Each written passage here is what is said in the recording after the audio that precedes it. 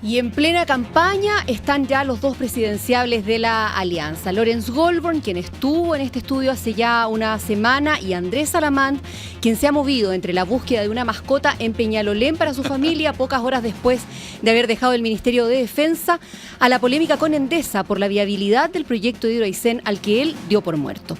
Con Andrés Alamán, fundador de la Unión Nacional en los 80, de Renovación Nacional más tarde, ex diputado, ex senador, ex ministro, estamos a esta hora en el Diario de Cooperativa. ¿Cómo está, Andrés? Muy bien, buenos días. Muy buenos días, muy contento de estar acá. ¿Qué tal, Andrés? Bueno, conversamos acá internamente. Estamos haciendo recuerdos antiguos. Y hay mucha historia para comentar, pero ahora estamos en la coyuntura, ya llegará el momento en que podamos hablar más ampliamente acerca de toda la historia en la que ha participado Andrés Alamán.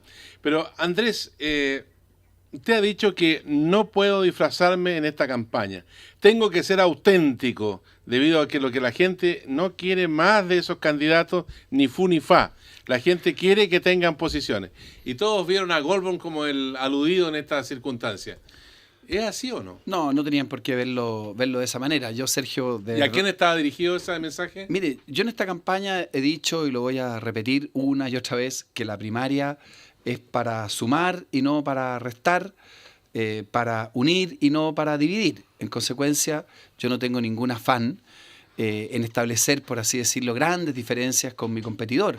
La lógica de las primarias es distinta. La lógica de las primarias es que un determinado sector político, en este caso la Coalición por el Cambio, la centro-derecha, pueda movilizarse, pueda de alguna manera poner en acción a su electorado, establecer en conjunto una plataforma común y finalmente resolver quién es el abanderado, quién es el que está en mejor condición para representar ese proyecto político que sí hay que poner en contraste con el de la concertación. Y entonces, en contraste, ¿qué es lo que lo distingue a usted de Lorenz Goldborn y por qué la gente de la derecha o la centroderecha, como usted dice, tendría que votar por usted en las primarias y no por él? En eso consiste precisamente la primaria, y en eso consiste precisamente el rol de los medios de comunicación. Yo lo que yo puedo hacer es presentar desde mi punto de vista cuáles son mis planteamientos. Y hasta ahora, en esta especie de calentamiento de motores, no hay que olvidarse que la postulación de las candidaturas en la primaria va a ser recién el 1 de mayo del próximo año, y las elecciones primarias conjuntas van a ser el 30 de junio. Yo diría que, dicho de que la primaria es una instancia de unidad, yo he puesto por delante dos conceptos que creo que son significativos. El que Sergio recientemente aludía. Yo creo que esta elección municipal va a marcar, creo que esta frase es del Gute, ¿no? De Gute Martínez, por lo menos el que más la ha usado en la política chilena, un antes y un después. Andrés, perdón, pero usted no me ha contestado la pregunta. Por supuesto. ¿Qué lo distingue de Lorenz Goldborn? A eso voy. Lo que yo le estoy diciendo es que lo que yo voy a plantear son mis puntos de vista, y serán ustedes, la ciudadanía, los que tendrán que sacar las conclusiones de qué distingue o qué no distingue. Lo que estoy diciendo es que yo estoy dispuesto a hacer todos los contrastes posibles con la concertación, pero no estoy dispuesto a establecer contrastes por mí mismo. Yo planteo cuáles son mis puntos de vista y las conclusiones las sacarán los demás, porque de lo contrario se puede debilitar el ambiente de unidad que yo quiero que exista en la primaria. Ahora la unidad para adentro y la unidad hacia la alianza y la unidad que usted plantea frente al país. Yo quiero plantearle el caso de Carla Rubilar, que ha dicho que tiene que tener cuidado con quienes están haciendo de vocero de su candidatura. Usted está recién formando equipo, y Carlos Larraín se caracteriza por hacer vocerías destructivas más que por construir, aunar, llegar a acuerdos. Eso lo va a perjudicar finalmente. O sea, Carla Rubilar está pronosticando que usted ya tiene perdida la elección. Bueno, mire, yo tengo el mayor respeto por Carla Rubiral. Ella está apoyando la candidatura de Lorenz Goldborn y está en todo su derecho de hacerlo. ¿Le parece legítimo siendo militante de su partido, diputada de su partido? Absolutamente, porque esta es una elección primaria, porque Renovación Nacional es un partido democrático, y en consecuencia, no habiendo existido una instancia que es la del Consejo General, en la que se va a resolver definitiva y finalmente quién es el candidato de Renovación Nacional, es perfectamente legítimo que al interior de Renovación Nacional haya gente que quiera apoyar el candidato de la UDI. ¿Por qué podría yo censurar o pretender sancionar una conducta como esa, que es completamente legítima? Yo espero que Carla, en el Consejo General, haga ver a los miembros de Renovación Nacional cuáles son las razones por las que ella apoya el candidato de la UDI. Espero que hayan algunos que me defiendan a mí, y habrá una votación democrática como ocurre en todos los partidos. Pero yo no quiero dejar de atrás la pregunta que se me formulaba. yo creo que hay dos perfiles de esta candidatura, Sergio, en los que yo quiero insistir. El primero es precisamente esto de las definiciones. Yo decía que había un antes y un después en las campañas. ¿Cómo fue la campaña municipal? Salvo casos muy particulares. Estoy pensando en el caso de la Comuna de Providencia, en que hubo una campaña con mucho contenido. Estoy pensando en el caso de la Comuna de Santiago, en que Carolina Toá también es una campaña con mucho contenido. Estas campañas llenas de palomas, sin definiciones, sin propuestas, sin planteamientos, para mí se quedaron atrás. ¿Qué es lo que ha pasado con esto de Hidroaicén? Yo no entiendo este revuelo que les ha causado mis declaraciones a algunos ejecutivos de esa empresa. Yo simplemente constaté lo que ellos antes habían anunciado. Ellos dijeron con todas sus letras que no era viable el proyecto en las actuales condiciones porque no existía el contexto normativo ni político para continuar adelante con esa iniciativa. Yo no he hecho más que constatar lo que ellos han dicho y sin embargo me critican. Bueno, pero hay palabras que son bien contundentes, más allá de Endesa misma. Gerardo Jofré, por ejemplo, presidente de Codelco, dice: Hidroaicén no está muerto. En Chile tenemos el desafío de realizar los proyectos energéticos y entender que tenemos que conciliarnos con el medio ambiente, pero no podemos seguir con el concepto que actualmente está primando. Y además, yo sé que en la Confederación de la Producción y el Comercio hay bastante desazón por sus declaraciones. Bueno, Sergio, está bien, esos señores empresarios podrán tener toda la desazón que quieran, pero que vayan a hablar con los ejecutivos de la compañía, que son los que en la práctica han paralizado el proyecto, y que no simplemente las emprendan conmigo, que he hecho una simple constatación. Entonces, yo estoy acá, primero yo no voy a aceptar presiones empresariales de ninguna naturaleza en esta campaña, y cuando tenga que hacer un planteamiento lo voy a hacer con la misma claridad que lo estoy haciendo acá. Lo que yo he dicho es que son ellos los que han señalado que ese proyecto no es viable. Y acto seguido he dicho lo que creo que es más importante aún, que es fundamental, Sergio, que tengamos en Chile un gran acuerdo nacional para abordar los problemas de energía. Porque aquí venimos chuteando la pelota, y quiero decirlo, vamos por muy mal camino. Tenemos una energía extraordinariamente cara, tenemos una energía sucia, tenemos una energía dependiente. Pero eso lo venimos escuchando, Andrés Alamán, de la época de la presidenta Bachelet. Se formó la comisión Zanelli, esa comisión entregó un informe, el presidente Piñera lo recibió. Hoy día no hay matriz energética para Chile. Ha habido decisiones como Punta Choro, por ejemplo, que de mutuo propio el presidente de la República lo criticaron mucho porque se basó sobre la ley. Claro, él llegó y decidió suspender el proyecto, pedirle que no siguieran adelante. Entonces, ¿cuál es su proyecto concreto? Porque aquí hay un problema a 10 años, 15 años para Chile en el abastecimiento energético. Sergio, yo creo que lo que tenemos que hacer es realmente alcanzar un acuerdo sobre las bases de lo que le voy a señalar. Pero ojo con lo que se señala respecto del gobierno de la presidenta Bachelet.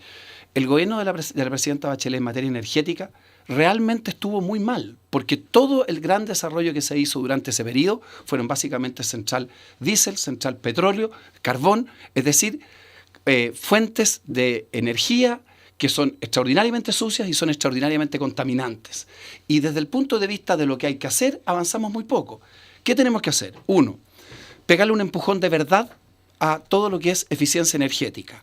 Dos, darle un impulso también significativo a las energías renovables. Y yo en eso incluyo a la hidroelectricidad, porque Chile no puede simplemente prescindir de una fuente de esa naturaleza. Tercero, mejorar significativamente la institucionalidad.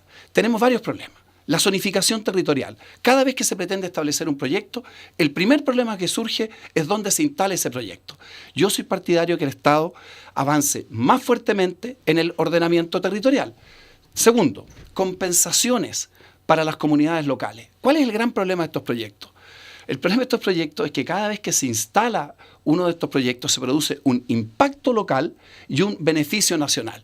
¿Cómo se compensa a esas comunidades locales? No existe un sistema adecuado de compensación. La participación ciudadana, desde mi punto de vista, no es lo suficientemente intensa ni es lo suficientemente prematura. Cuarto lugar, más actores en el sistema. Quinto lugar, una mayor acción del Estado, fundamentalmente en esto que se llama carretera eléctrica.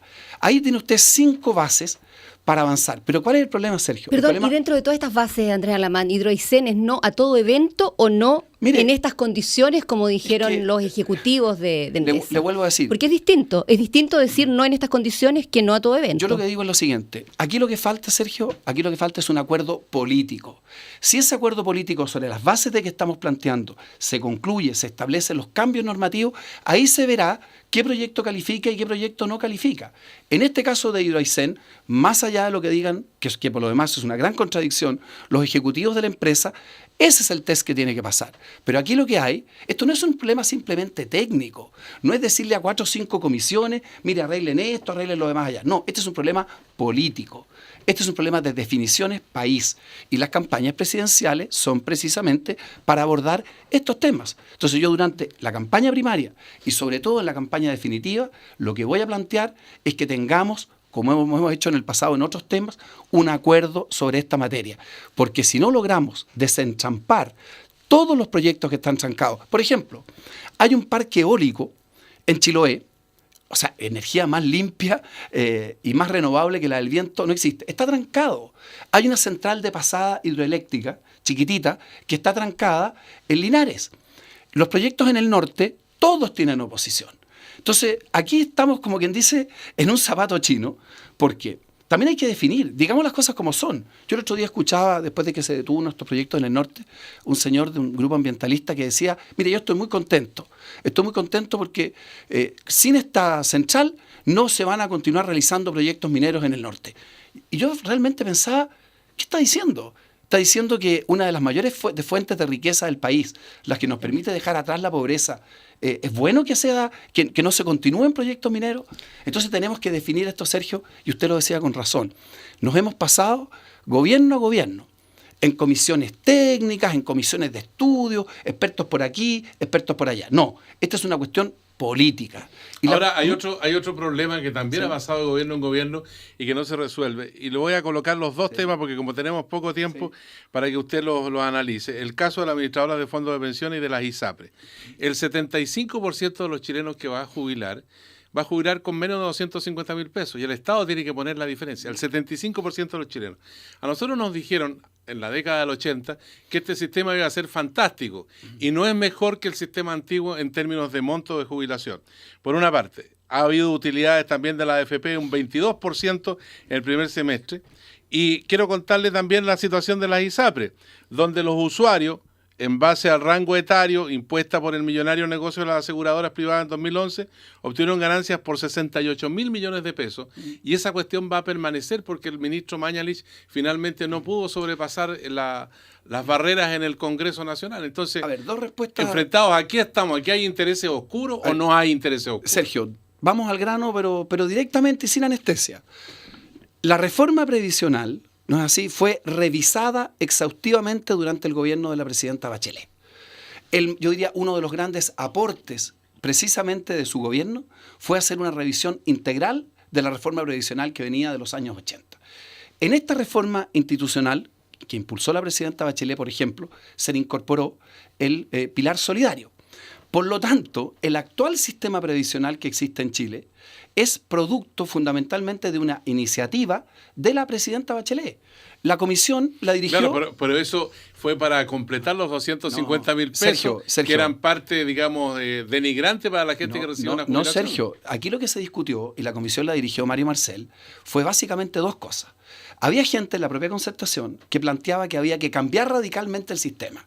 Y habían otros, entre los que estaba fundamentalmente la propia presidenta Bachelet, que sostenía que lo que había que hacer era introducir importantes mejoramientos al sistema. Esta fue la discusión fundamental durante el gobierno de la presidenta Bachelet.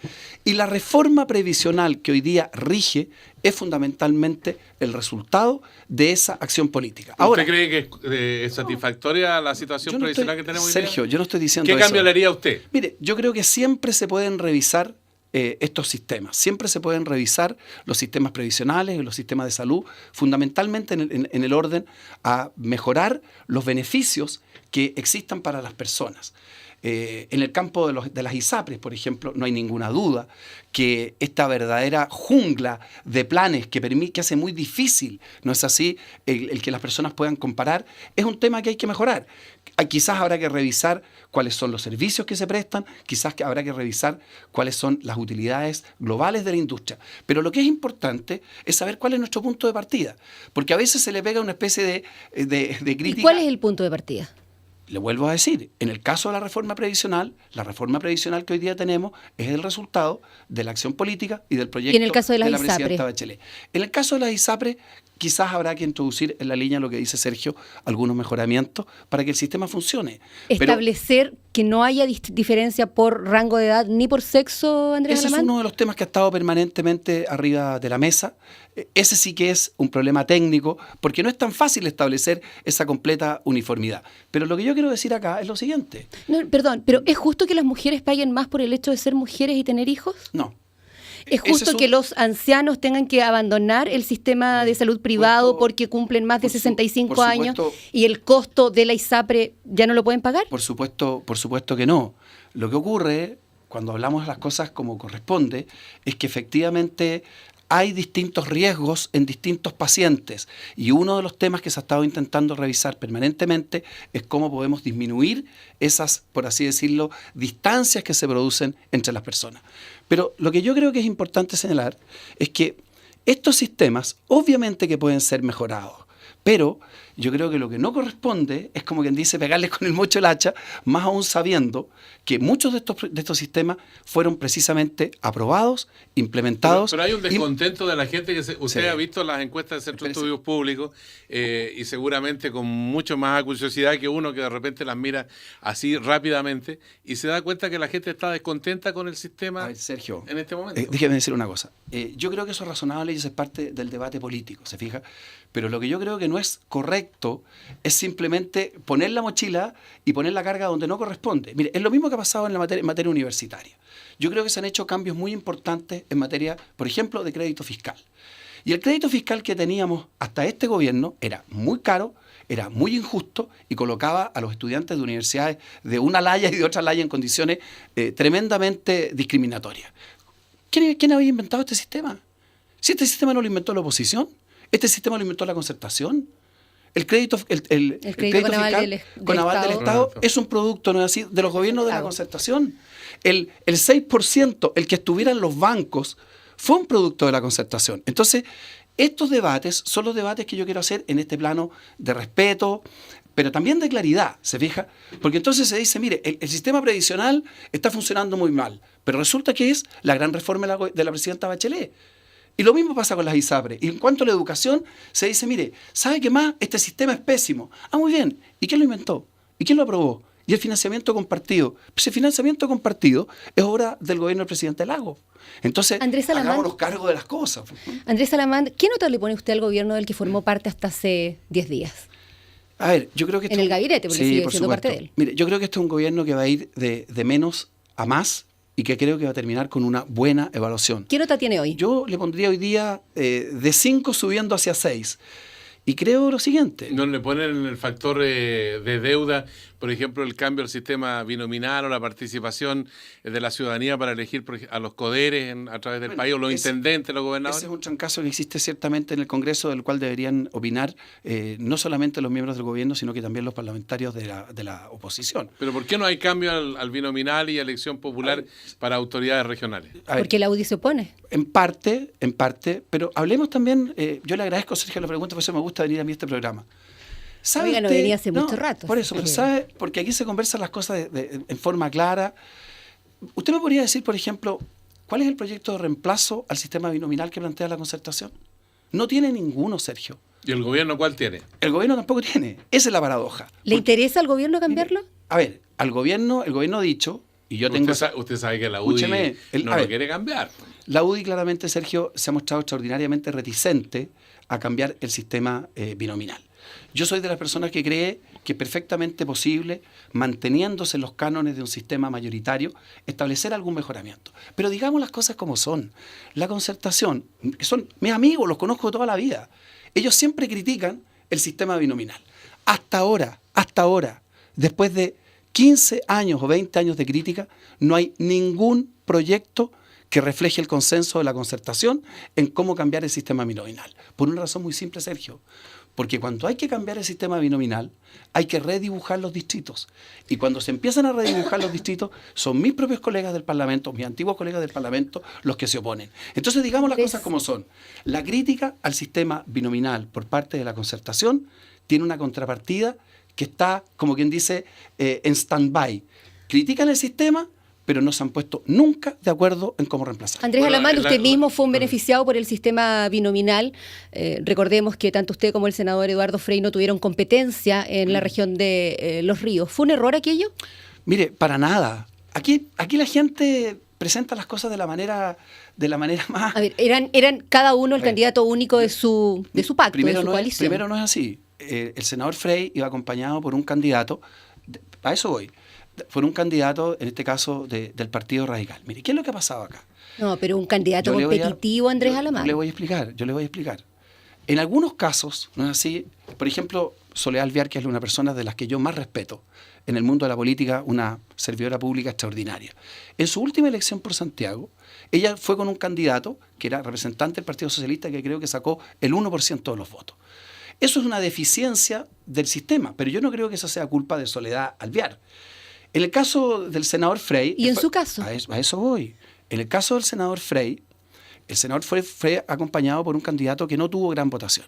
Yo le voy a explicar lo que pasó en mi caso. En mi caso, la Unión Demócrata Independiente y Renovación Nacional, ambos resolvieron apoyarme y darme un apoyo unánime como un signo de unidad. ¿Yo qué podría haber hecho? Podría haber hecho lo que hicieron muchos de mis colegas, haber conseguido un candidato que sacara el 1% de los votos y ponerlos acompañantes en la lista. No lo quise hacer así. Y dije con claridad, mire, yo agradezco esta demostración de unidad. Entonces, en vez de hacer... ¿Qué pueden elegir ahí? Porque, por último, si alguien tiene un 1% de los votos, hay gente que no estaba de acuerdo con que fuera la señora Alvear o el señor Frei o quien fuera, y votó por alguien distinto. ¿Y qué hace la gente cuando hay solo un candidato, Andrés Alamán? Bueno, o vota por los otros o vota por los candidatos independientes, y en esa oportunidad yo saqué incluso una votación mayor a la del senador Frei, que había sido expresidente de la República.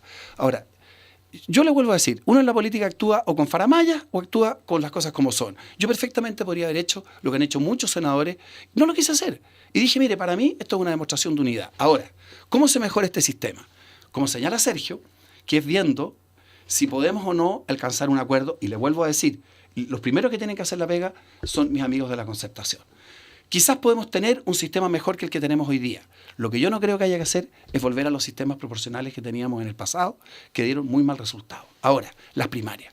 Las primarias sí que son un mecanismo para generar gran competencia, porque quizás peor que los defectos que el sistema binominal puede tener, que también tiene ventaja, es que en definitiva los cupos de los candidatos son determinados verticalmente por los partidos. ¿Pero qué ocurre ahora? Lo que ocurre ahora es que cada candidato al Parlamento va a poder ser desafiado internamente en una primaria. ¿Y nosotros qué vamos a hacer en Renovación Nacional? Vamos a promover las primarias para parlamentarios a lo largo del país. Entonces, ese parlamentario que llevaba 3, 4, 5 veces la reelección y que tenía su cupo seguro, hoy día va a tener, en el buen sentido de la palabra, un problema en positivo. Alguien de su propia colectividad lo va a poder desafiar para tener una primaria. Vamos a tener entonces más competencia. Y vuelvo a decirlo, yo creo que es perfectamente posible buscar un entendimiento para un perfeccionamiento del sistema binominal. ¿Cuál es mi punto? Mi punto es que mantengamos el carácter mayoritario que tiene el sistema. Hay muchas maneras de hacerlo.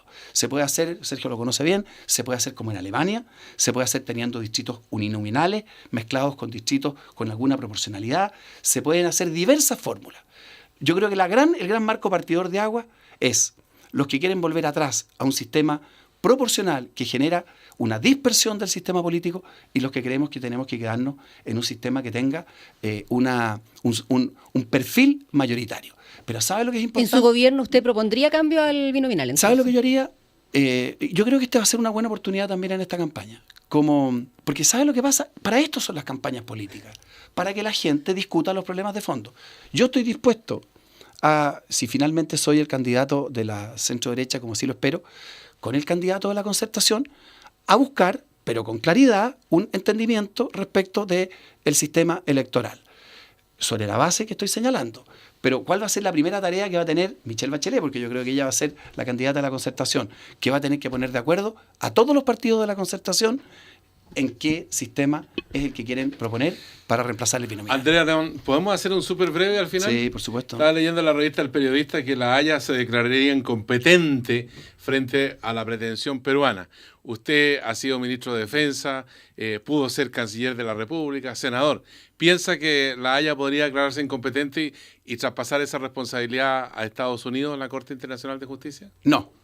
¿No? Me da la impresión, yo no he leído el artículo, que lo que puede estar referido el artículo es a que el aspecto, llamémoslo, terrestre de la disputa, podría la Haya no tener competencia y de conformidad con los tratados vigentes podría haber ahí un arbitraje de Estados Unidos. Lo que pasa es que la polémica que tenemos con Perú tiene a ver, como quien dice, el paralelo, que es la gran discusión, yo entiendo que ustedes lo han explicado otras veces sí. a la opinión pública, después hay un pedacito chico, que es el que se llama el triángulo terrestre, donde el Perú señala que el hito está mal emplazado. Estamos discutiendo ahí unos pocos metros, que no son tan pocos metros, porque de esos metros sale la línea en paralelo y en consecuencia el espacio que se genera es bastante más amplio. Y después son varios miles de kilómetros cuadrados. Exactamente. Pero la discusión de fondo, vuelvo a decir, hay un pedazo terrestre y ahí la Haya efectivamente podría no ser competente, o quizás derechamente no es competente.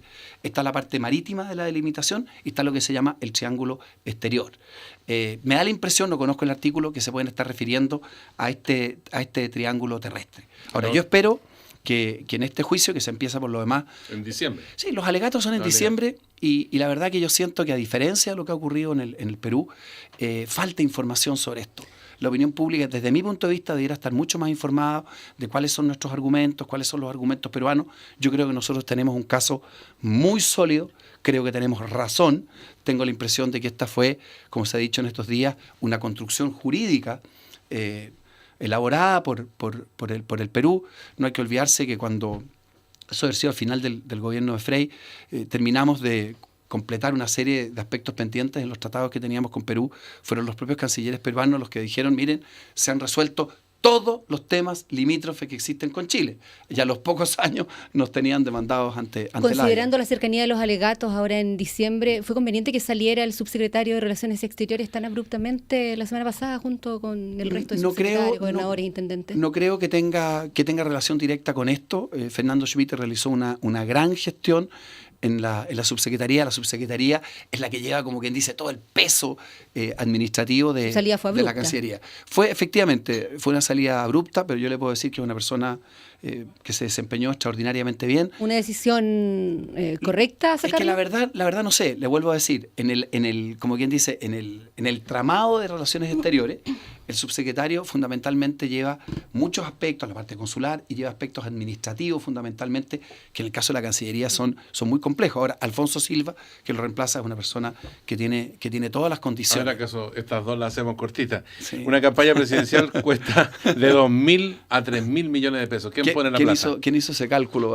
Una candidatura senadora acá en la región metropolitana cuesta como 800 millones de pesos. Me preguntaban anoche... ¿Quién pone la plata? La van a poner muchas personas y vamos a tener que transparentar claramente esos gastos, que es lo que corresponde. Finalmente, no quiero el cosismo de Lavín ni el eficientismo de Piñera. ¿Usted qué quiere? Esa fue una frase que puso la tercera.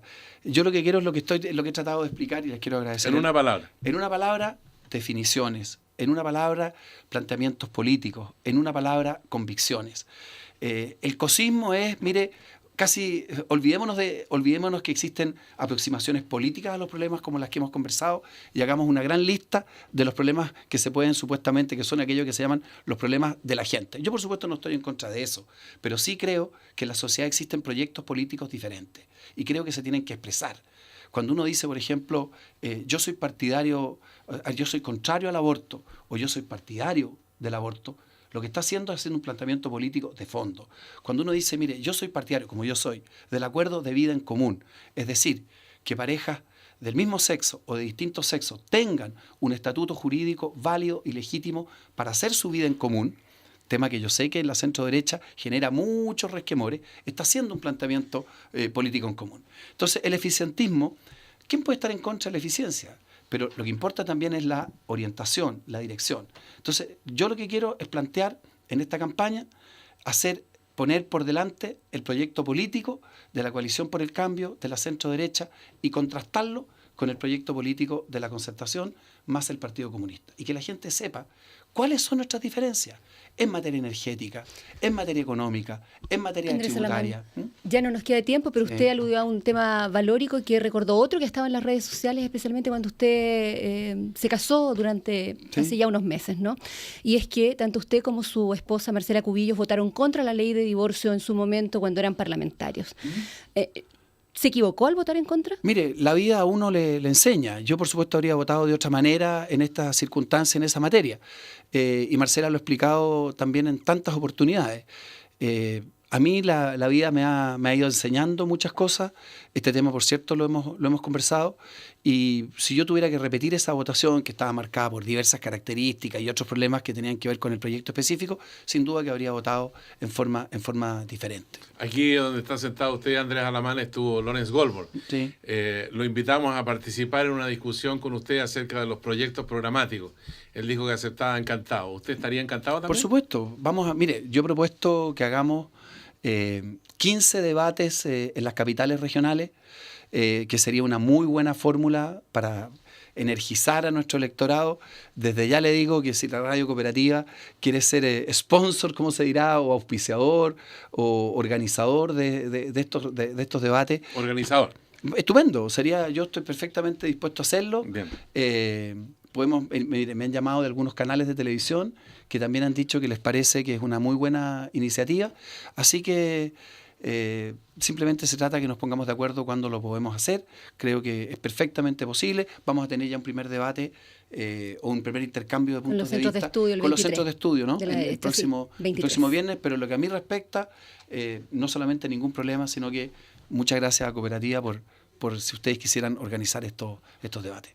Andrés Alamán, gracias por estar aquí y siempre la puerta abierta del Diario de Cooperativa. Muchas gracias. Andrés Alamán, buen día. Muchas gracias. Hasta la vista.